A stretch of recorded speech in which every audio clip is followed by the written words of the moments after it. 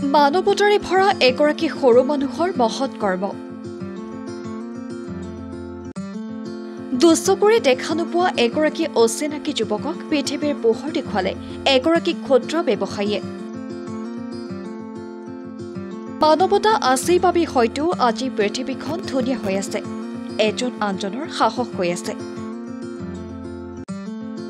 মানৱতাক লৈ ভিন্ন সময়ত প্ৰশ্ন উত্থাপন হৈ অহাৰ সময়তে জামুগুৰিহাটৰ ধলাই বিল চামথৰা গাঁৱৰ এগৰাকী ক্ষুদ্ৰ ব্যৱসায়ী মহৎ কৰ্মই সকলোৰে দৃষ্টি আকৰ্ষণ কৰিবলৈ সক্ষম হৈছে।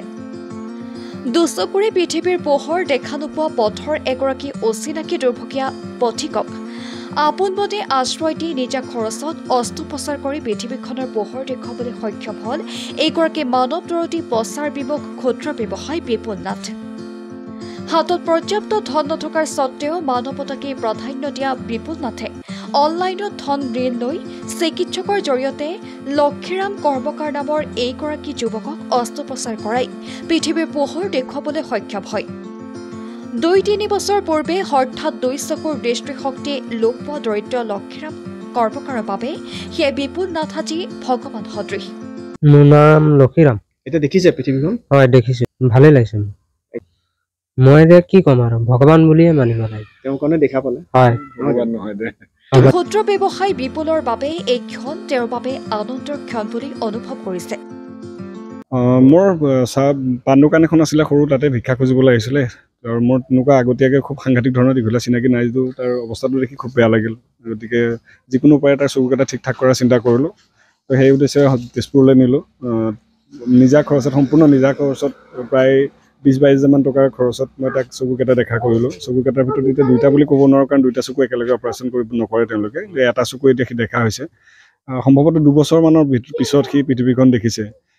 সি কিমান সুখী মই নাজানো, কিন্তু মই বিৰাট সুখী তাক সহায় কৰিবলৈ পাই। আৰু গোটেই বস্তুটোত মই আচলতে জিকিছোঁ বুলি ক'ম, এক প্ৰকাৰ মই জিকিছোঁ বুলি ক'ম। গতিকে পৃথিৱীখন তাক দেখুৱাবলৈ পাই মই অত্যন্ত সুখী।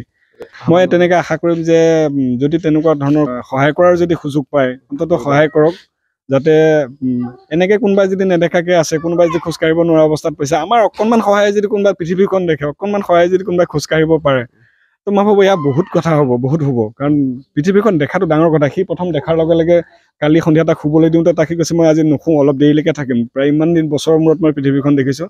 মই কান্দি পেলাইছোঁ তাৰ এই কথাবিলাক শুনি মাজে মাজে। মই পৃথিৱীখন দেখিছোঁ, গতিকে মই চাম আজি পৃথিৱীখন, ইমান দিনৰ মূৰত দেখিছোঁ।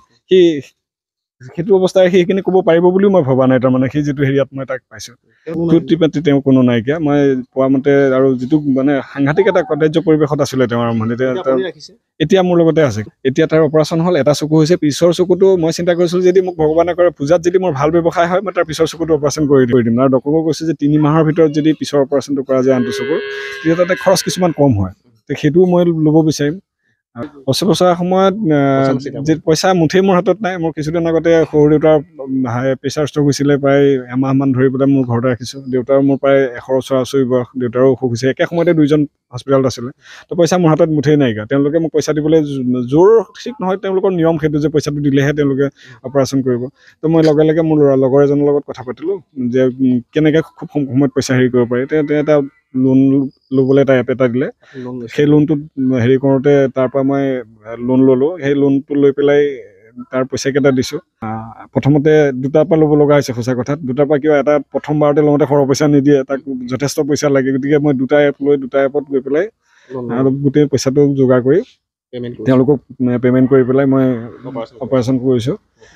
বিপুল নাথৰ দৰে যদি সমাজৰ সকলোৱে মানৱতাকে প্ৰাধান্য দি এনে কৰ্ম কৰি যায়, তেন্তে মানৱতাৰ ভুলুণ্ঠিত হৈছে বুলি কোনোৱে প্ৰকাশ কৰাৰ আগতে হয়তো 100 বাৰ ভাবিব লাগিব বুলিয়েই ক'ব পাৰি।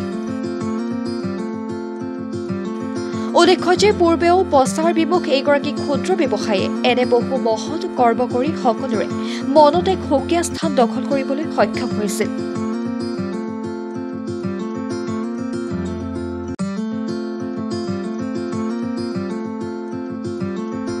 News desk report, live Jamugurihat.